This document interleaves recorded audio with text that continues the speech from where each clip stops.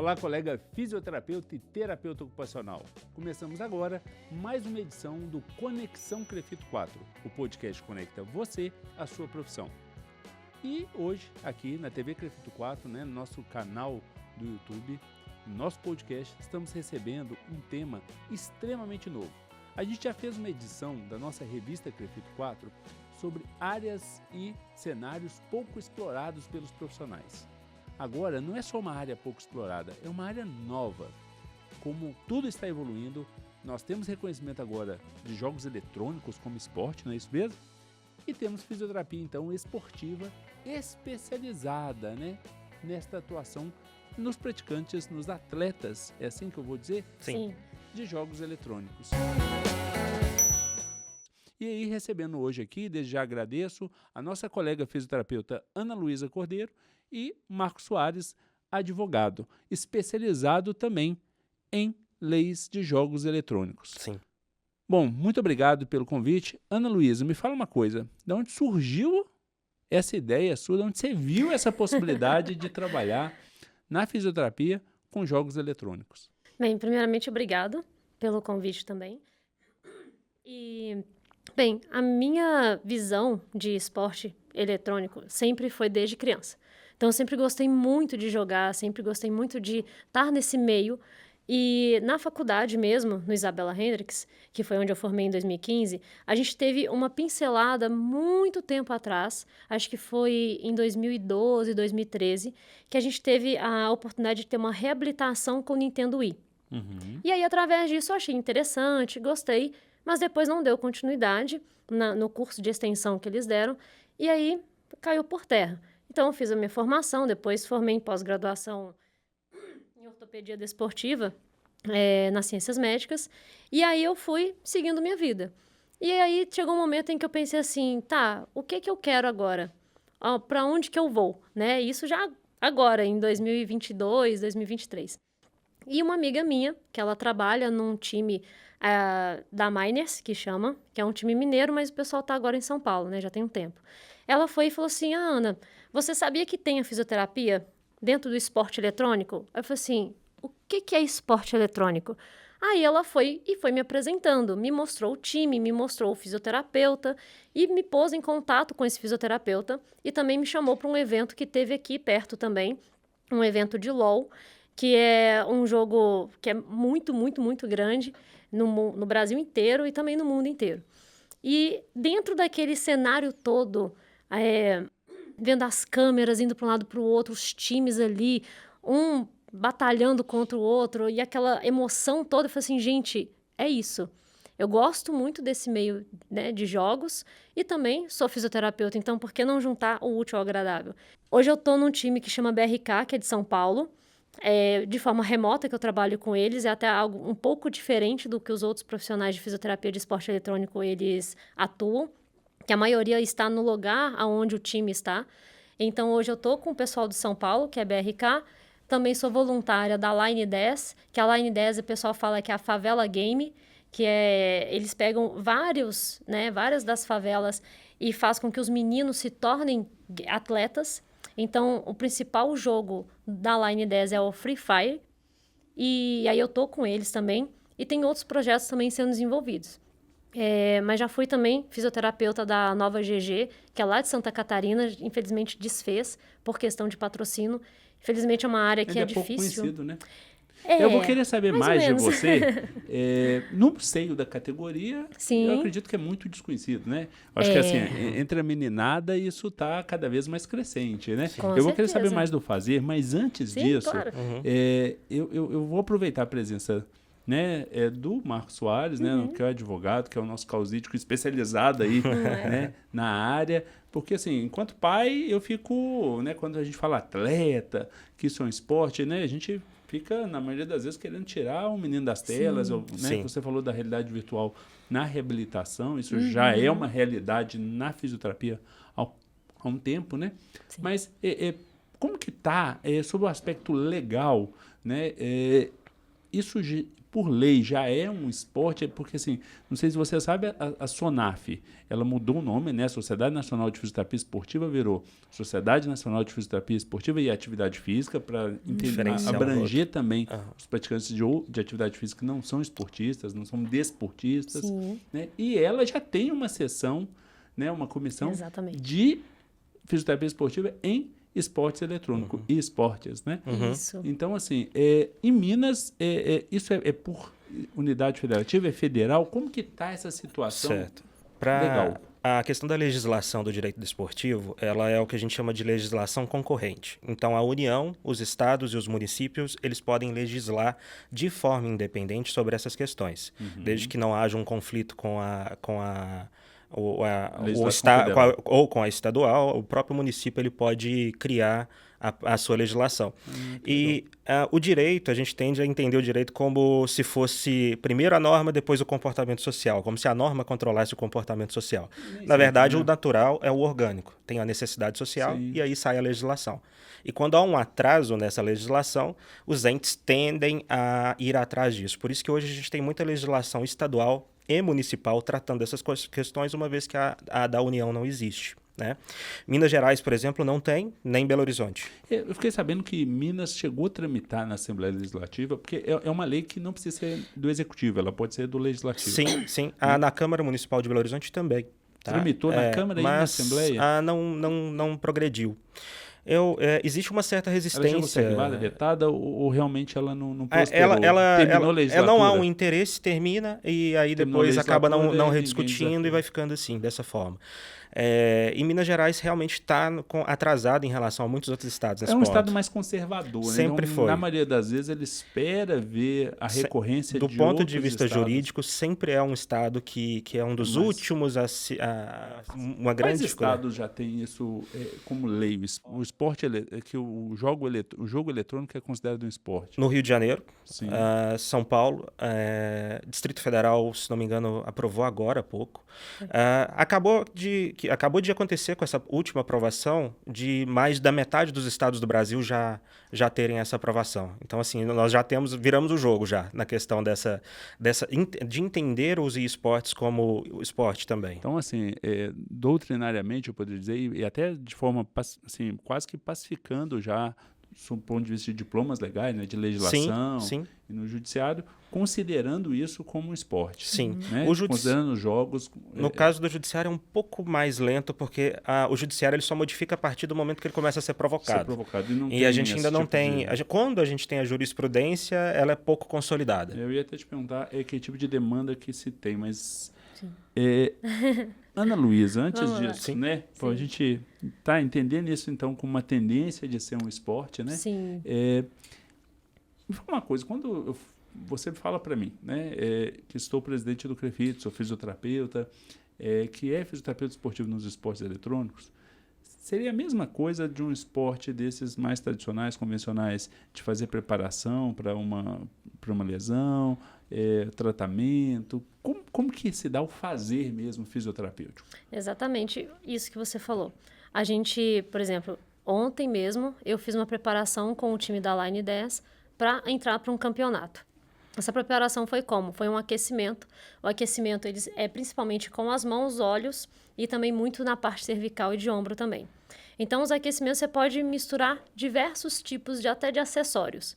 Então, eu gosto muito de brincar com pequenas bolinhas, aquelas bolinhas de cachorro mesmo, ou quando a pessoa não tem, né, igual no caso deles, não tem um recurso financeiro para comprar uma bolinha, eu falo assim, pega um limão, ou se não, pega um pedaço de papel e amassa para virar uma bolinha.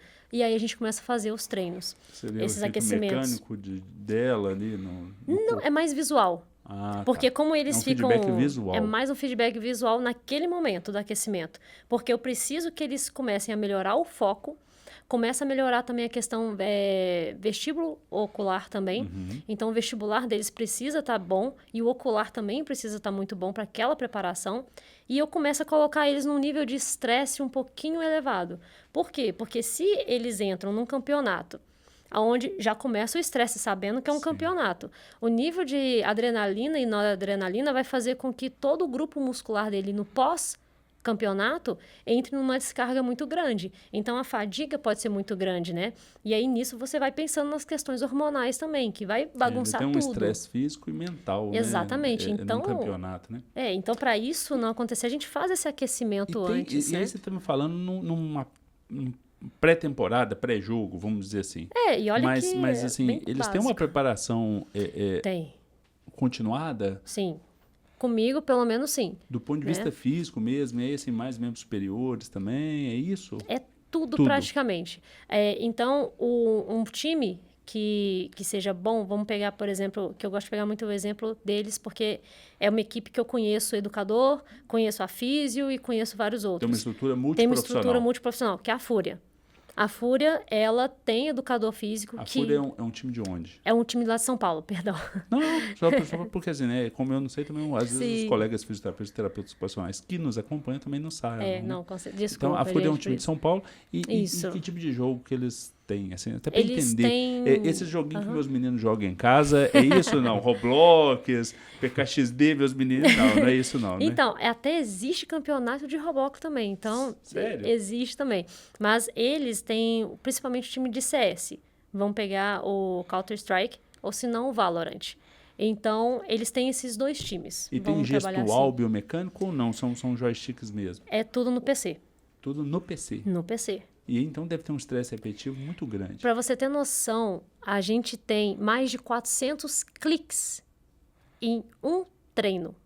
Um treino de 45 minutos, a gente faz mais de 400 cliques no mouse. Então, a história de 3 mil no dia, eles ultrapassam sobremaneira isso. Com certeza. Então, é um grupo de extremo risco de todos os tipos de lesão que você pode imaginar. De uma disfunção osteomuscular ali, Exatamente. por esforço, por repetição. E aí, o trabalho do fisioterapeuta junto com o educador físico, junto com o psicólogo, junto com o nutricionista é o quê? É fazer a preparação desse time diariamente. Então, o educador físico vai ir e trabalhar com eles o que deve ser trabalhado ali para eles não sofrerem nenhum tipo de dano, né? Preparar a musculatura da melhor forma possível. O psicólogo vai estar ali melhorando a questão também do estresse, porque a gente sabe que um atleta que está com estresse muito grande ou com o psicológico abalado, vai piorar a performance dele naquele campeonato. E não é isso que a gente busca. E o fisioterapeuta vai entrar com a parte de, talvez, reabilitação, se ele tiver com algum tipo de lesão já, ou preventivo, ou se não,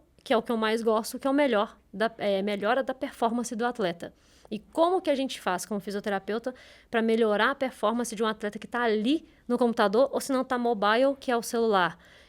Treino de reflexo, aumento também do tempo de reação.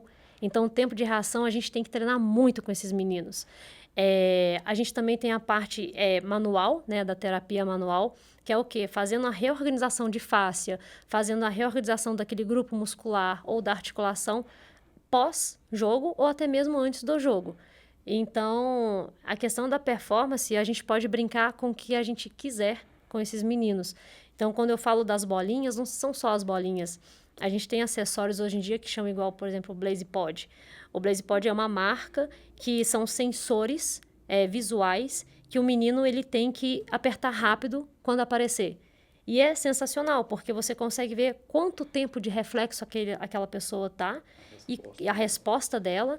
E o que então daquilo a gente pode trabalhar? Então, quando a gente fala da performance, é amplo.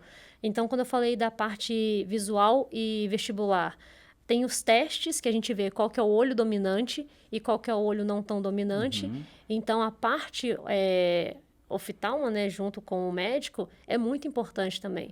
Por conta do ressecamento, por conta de tela. Você tem até como vir de onde vem a luz natural, exatamente, para vir né, para não vir do lado da visão dominante, enfim. Então, você acaba coisa. juntando aí um pouco do conhecimento da fisioterapia do trabalho com a fisioterapia esportiva.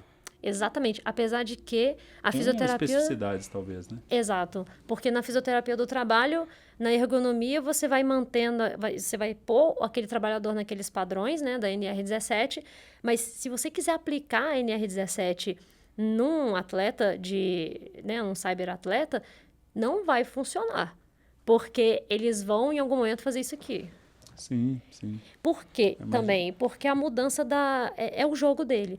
Então, se eu vir e Por ajustar... um lado, no trabalho você tem um estresse ocupacional organizacional, de chefia, liderança, e no esporte o estresse de competição. Da talvez. competição. E se eu mudo o mouse desse atleta, vai mudar a performance. Se eu falo, não senta, você não vai mais jogar no campeonato com a perna cruzada. Você vai descruzar agora. A performance vai cair também. E eles jogam com o PC deles ou não? Como que é isso? Porque o tamanho do teclado, então tudo vai mudar do seu ponto de vista biomecânico, de especificidade de treinamento e de competição, Sim. né? O que é sugerido é que nos campeonatos tenha um padrão no qual, na game house, que é onde alguns atletas moram, né? Quando tem essa possibilidade de ter uma game house, tem que ser padronizado de acordo com aquele campeonato. Então, tem campeonatos, por exemplo, que eles deixam livre para o atleta levar o mousepad, levar o mouse, levar o teclado, mas o monitor não. Sim, mas Porque é o que importa. o que importa mais ali realmente para eles. Mas tem essa diferença, né? Então, por exemplo, uma pessoa que joga num mouse pequenininho, aqueles da Microsoft... Quanto dura um campeonato? Tempo dura um torneio desse? Vai depender muito. Porque você me diz da Game House, pelo que eu entendi, eles moram dentro. Moram dentro durante a competição. Não, moram.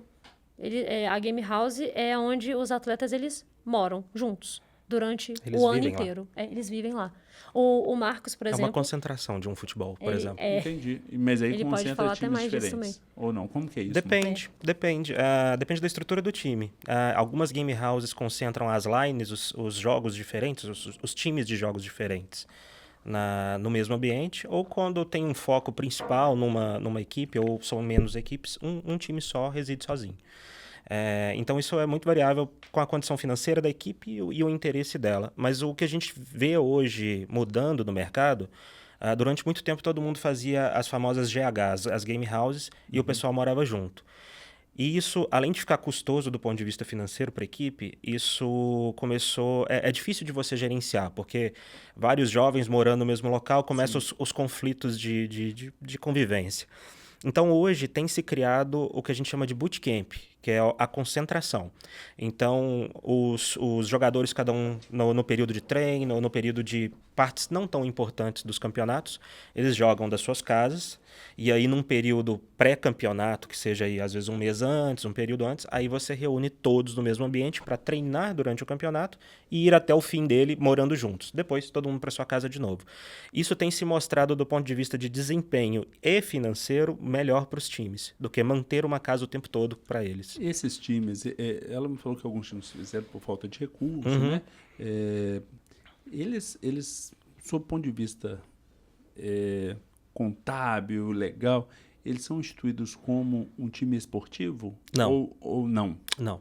Então ele não enquadra, por exemplo, na Lei Pelé, lei de incentivo... Ele enquadra na lei de incentivo a esporte, cultura, saúde? Depende se o órgão onde ele estiver, né, o ente federativo que ele estiver, já tiver considerado como um esporte. Então é importantíssima a legislação para amparar exatamente. E garantir direitos, tanto para o praticante, do ponto de vista dele praticar o esporte, quanto também a entidade. De ter acesso a serviços de saúde, porque isso ganharia recursos para contratar fisioterapeutas, terapeutas ocupacionais, psicólogos, médicos, enfim. Como você pode ver, não tem uma organização, está sendo construído agora esse mercado com todas as suas necessidades. E a fonte de recurso desses times vem do quê? Das inscrições, de patrocinador? Você fala das equipes? Das equipes. Tem-se a ilusão de que a principal fonte de equipe é de premiação de campeonato, mas isso geralmente não mantém os times por muito tempo. Hoje, o que você quer para manter a sua equipe, via de regra, são patrocinadores. E para ter patrocinadores, você tem que ter constituído a PJ de forma correta, né, com tudo regulamentado, os jogadores com os contratos. Aí começa a ficar um pouco oneroso para quem está sozinho, para quando é só um grupo de amigos querendo montar a sua equipe e tal. Mas hoje, a principal fonte de renda, a meu ver, são os patrocinadores. As premiações, elas ocorrem em períodos um pouco distantes. A premiação é em dinheiro desses campeonatos. Via de regra é em dinheiro. Mas quando você está iniciando uma equipe, você não tem acesso às maiores premiações ainda. Você, às vezes, não tem capacidade de disputar. Essa premiação vem parte para o time e parte para a equipe ou não? Isso é contratual. Via de regra, existe sim uma parte da premiação que é para a equipe e outra parte que é distribuída para os jogadores. Mas isso existe liberdade contratual para definir o que seria essa parte, Sim. ou se essa parte Da existe. mesma forma, isso então deve acontecer com os profissionais fisioterapeutas que estão, né? Porque a gente tem hoje na fisioterapia esportiva, que todos, né, a grande maioria conhece, que são os times de esportes tradicionais, a maioria dos fisioterapeutas são contratados pela equipe, pelo clube, né? Exato. CLT, né? Eles têm carteira assinada Isso. ou são prestadores de serviço numa empresa, né? Numa terceirização. Nesse caso, você sabe me dizer como que está acontecendo com os nossos colegas que estão já nesse meio? Então, até falar disso, considerando a minha pessoa, somos 14 no Brasil de fisioterapeutas que estão trabalhando diretamente com o esporte eletrônico. 13, 14 profissionais fisioterapeutas no Brasil. No Brasil. No meio dos 340 mil. Exatamente. Então, infelizmente, quando o time ele não tem não faz a contratação... E eu falo que não é conhecido no meio da categoria, você não concorda?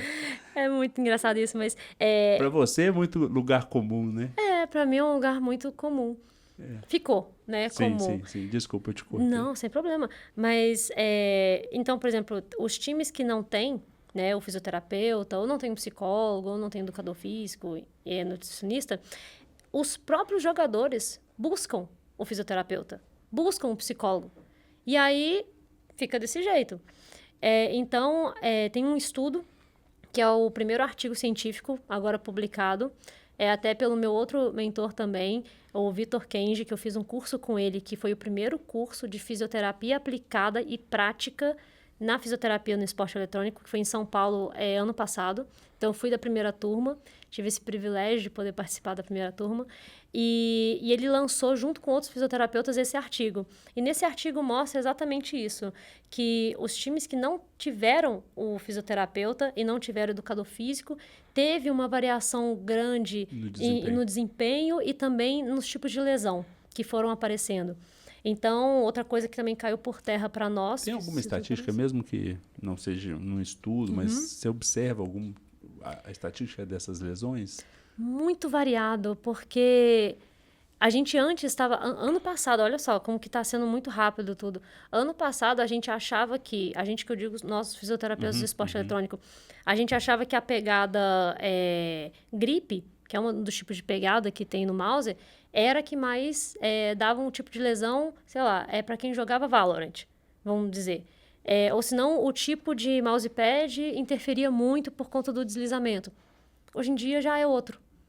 A gente já deu para perceber durante esse estudo, né, que eles fizeram, que não é a pegada que vai levar a um tipo de lesão específica.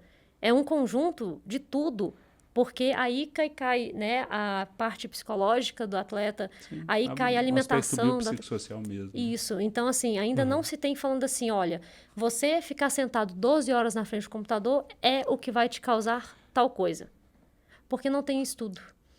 Se não me engano, no mundo tem mais ou menos de 56 a talvez 60 artigos que falem sobre isso. Você sabe me falar como que está a fisioterapia esportiva nos esportes em nível, assim, fora do Brasil, em outros países? Um pouquinho. Na Coreia do Sul, por exemplo, não tem fisioterapeuta. A maioria dos times não tem o fisioterapeuta ali, mas tem essa questão deles procurarem. Na Suíça, por exemplo, eles também não têm esse grupo também. Eu sei porque eu conversei muito com um grupo da Suíça que chama Permita GG. E aí, quando eu apresentei o projeto para eles e fui falando, eles falaram assim, nossa, mas a gente nunca ouviu falar de ter essa terapia que você está nos apresentando aqui dentro. E na Suíça toda não tem. Aí, eu já comecei a perceber que, então, mais na parte da Europa, vamos dizer assim, não tem, né, naquela parte pro lado de lá, não tem tanto. Mas, nos Estados Unidos, tem alguns fisioterapeutas de referência também. Então, mas assim, são poucos os que ainda estão 100% nas equipes. Entendi. Mas eles, por exemplo, o Kenji, que é um dos maiores exemplos, ele foi o fisioterapeuta pioneiro do Brasil, né? Lá em 2016, ele viu uma entrevista de um psicólogo e um nutricionista num time E ele ficou esperando ali na televisão, apareceu o fisioterapeuta, não apareceu o fisioterapeuta. Aí ele falou assim, ué, por que não? Ele foi pesquisar, não tinha. Aí ele falou assim, então eu vou ser o primeiro. Em termos de mercado aqui no Brasil, você acha que é uma área que vai absorver muitos colegas ainda? Eu Está acredito caminhando que sim. a passos rápidos ou lentos? Lentos, com certeza lentos. Porque, igual eu tô te falando, eu sou, pelo visto, até então, a primeira fisioterapeuta de Minas Gerais, que a gente já, né, tinha até conversado sobre isso. Sim. E times fortes tem aqui ou não? É exatamente por isso. A gente perde os times fortes. Você falou que o time de Minas está em São Paulo, treinando em São Paulo. O Miners está em São Paulo. E a Fúria também. Né? A Fúria também tá em que é São um dos Paulo. maiores times do Brasil, começou em Uberlândia. Então, hoje a gente perde equipes e perde bons jogadores para São Paulo, porque nós não temos mercado e nem estrutura A estrutura, aqui. né? Eu não falo que tá péssimo, porque a gente tem tido um fomento muito grande de um ano para cá. A Ana pode De patrocinador. confirmar. Patrocinador ainda não. Porque o patrocinador, as equipes maiores já pegaram os maiores patrocinadores e estando em São Paulo, você já está mais próximo de um patrocinador. Eu também atuo na gestão dos times, inclusive sou gestor de uma equipe aqui de Belo Horizonte. A nossa ideia é tentar atrair os patrocinadores locais que não, por exemplo, não se atentaram para esse mercado, não estão presentes nos times de São Paulo, então para dar uma oportunidade para Belo Horizonte. Porque o problema é que a gente está entre dois eixos muito grandes de esportes, é Rio e São Paulo. Sim. E a gente está na sombra. Então, as empresas têm muito mais facilidade de ir para o Rio ou para São Paulo do que querer apoiar aqui, né? Algo que ainda é muito emergente. Por isso, talvez as empresas mineiras que trabalham com essa a nossa tecnologia e ideia. inovação, né? Essa é a nossa ideia, tentar nos aproximar das empresas daqui que ainda não viram esse mercado ainda, para ter esse apoio de patrocinadores, porque os times realmente sem um patrocinador, ele não sobrevive por muito tempo, porque é uma estrutura muito cara de se manter.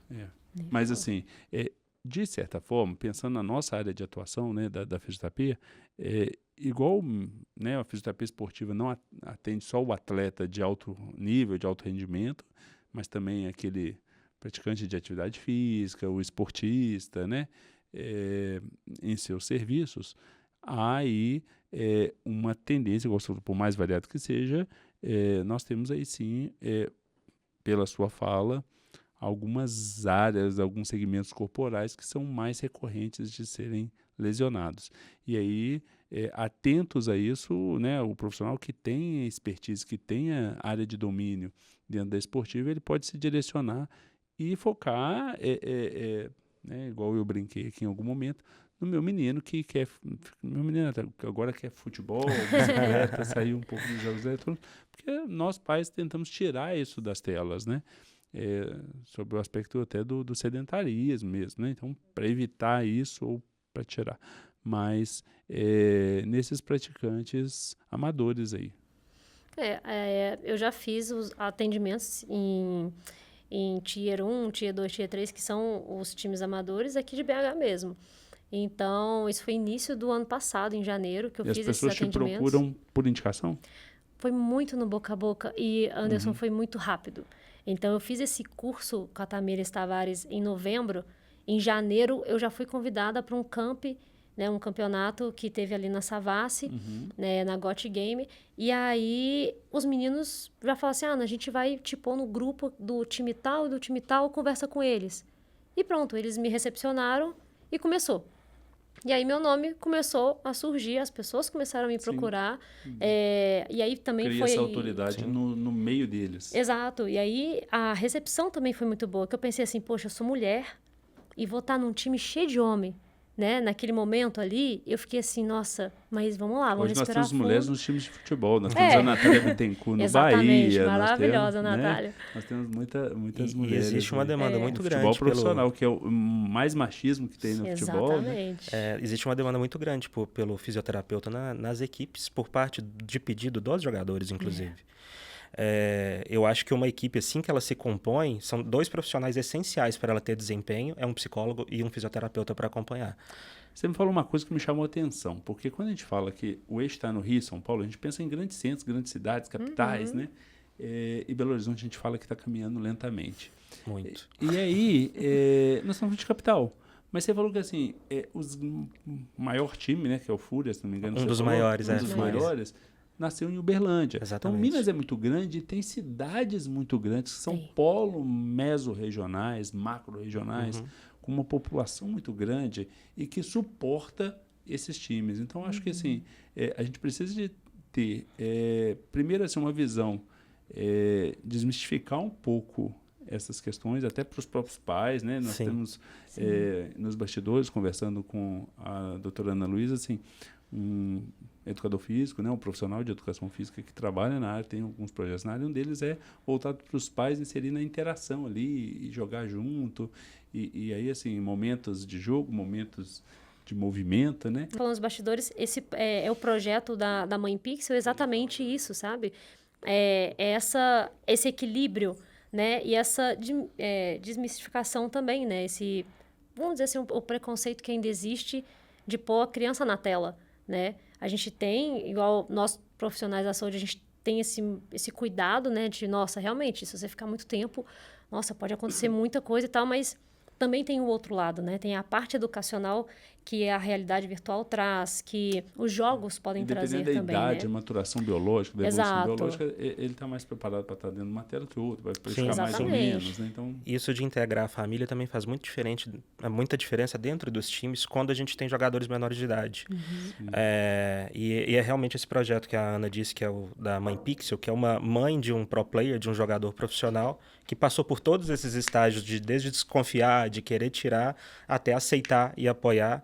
E isso hoje, a proposta dela é justamente trazer a família para junto das equipes, que é o que a gente vê nesse sentido, para não dar aquela inteira liberdade para que outras partes, né, da formação também tenham a sua atenção, mas também não privar um potencial jogador profissional de alta qualidade de atingir essa meta dele. Então, quando nós temos jogadores menores de idade, a gente toma bastante cuidado na hora de fazer contratos também, por exemplo, de inserir a obrigação de acompanhamento escolar por parte do time. O time tem direito de pedir para ver se está tendo frequência, se está tendo um desempenho escolar bom, e a queda do desempenho escolar reflete muitas das vezes em colocá-lo na reserva. E aí eu fico pensando assim, eu sou professor, né, universitário, e já fui professor de atletas de esportes olímpicos que foram convocados pela seleção brasileira para a Olimpíada. E aí, por ser um esporte, por ter lei garantindo os direitos, eles tinham um regime especial de avaliação, de estudos, né, por estar defendendo o ente federativo, né? No nosso caso era a União mesmo. Mas, então, assim, a gente precisa de sensibilizar. Eu acho que esse podcast é mais uma ferramenta de sensibilizar não só a categoria dos fisioterapeutas, terapeutas ocupacionais, mas de repercutir o tema. Bom, gente, o papo está excelente, né? Mas eu falo, é um podcast, já pretende ser maior do que um áudio de WhatsApp, né? Mas também não pode virar um longa-metragem. Eu brinquei isso numa outra edição. Então, eu queria que, para a gente caminhar para o final, as suas considerações primeiro, Marcos, finais, uma mensagem que você queira deixar, que você acha interessante que os fisioterapeutas e terapeutas ocupacionais saibam da área, e depois a gente, mesma coisa, Sim. da Ana Luísa. Como eu falei, como gestor de uma equipe também, eu sei a importância de um profissional da fisioterapia e sei como está difícil de encontrar. A Ana mesmo é exemplo disso. Então, assim, tem mercado, se tiver interesse de adentrar nesse mercado. É um mercado crescente. Belo Horizonte devagar, mas está crescendo. Sim. De um ano para cá, vou te falar que cresceu de uma forma que eu nunca tinha visto ainda. E no Brasil como um todo, a gente produz ótimos atletas e produz grandes times. Nós somos muito bons nos esportes eletrônicos e eu acho que existe mercado para se explorar e existe mercado para poder contribuir também para o Brasil como um desempenho esportivo, para contribuir para chegar nos mundiais, ter a visibilidade lá fora. Eu acho que para os fisioterapeutas eu só posso falar isso. Tem muito mercado para vocês. Perfeito. Muito obrigado. Ana Luísa? O Kenji, a Tamires, deixa eu lembrar agora, o Lucas e Leonardo, são 4 fisioterapeutas que estão responsáveis por um grupo de estudo. E eles estão abrindo uma turma nova agora. A próxima turma acho que vai ser em junho ou julho. E esse grupo de estudo deles é justamente para mostrar para os fisioterapeutas que querem entrar nessa área o que tem essa área para a gente. né? O que essa área do esporte eletrônico traz para a fisioterapia, o que a fisioterapia pode levar para essa área também. Principalmente que a gente pode levar, né? Principalmente que a gente pode levar. E assim, eu digo para os fisioterapeutas que querem entrar nessa área, não tenham medo, vai na cara e na coragem, busquem as informações, porque, igual a gente estava falando bem rápido aqui, são muitas coisas, são várias articulações, são vários músculos envolvidos, é muita coisa envolvida. Então, assim, buscar o conhecimento através das pessoas, principalmente que já têm essa experiência. Então, o Vitor Kenji é assim, sensacional. Ele tem o curso dele também, tem a mentoria dele. A Tamires Tavares é a outra que também tem o curso dela própria, tem as apostilas também que dá para pegar no Hotmart, por exemplo. Então, assim, o meu conteúdo também no meu Instagram, ele é todo direcionado para isso. Então, no meu Instagram, vocês vão ver, por exemplo, o que deve se fazer após um campeonato, como você se recupera após um campeonato, né? Exercícios preparatórios. Então, o meu Instagram hoje em dia virou só conteúdo disso, da fisioterapia no esporte eletrônico. E vídeos também, né? Falando como que a fisioterapia pode atuar de uma melhor forma dentro de um time. Então, em colaboração que eu fiz, né, com a LBE, que é a Liga Brasileira de Esporte Eletrônico. Então, assim, busquem os conteúdos, realmente tem mercado para todo mundo, e eu acho, assim, que quanto mais a gente se fortalecer como profissão, melhor, né, os resultados vão se tornar cada vez melhores. E eu acho que é isso. Eu acho que quanto mais fisioterapeuta estiver trabalhando na área, mais vai se falando sobre o assunto, mais vai se conscientizando, mais vai tomando corpo, mais a sociedade vai reconhecendo nosso papel e a nossa contribuição. Agradecer Marcos Soares, a Ana Luísa, né, pela presença aqui no nosso podcast, e a você que nos acompanhou até aqui. Espero que tenha gostado desta edição, né? O nosso papel aqui, conectar você à sua profissão, não é necessariamente só trazer atualizações normativas, né, e te falar sobre tendências e burocracias para você se manter, mas também trazer atualidades e áreas, cenários para que você possa ocupar cada vez mais o seu espaço e atender às necessidades de saúde da população. Espero você na nossa próxima edição do Conexão Crefito 4. O podcast conecta você à sua profissão aqui na TV Crefito 4, nosso canal no YouTube.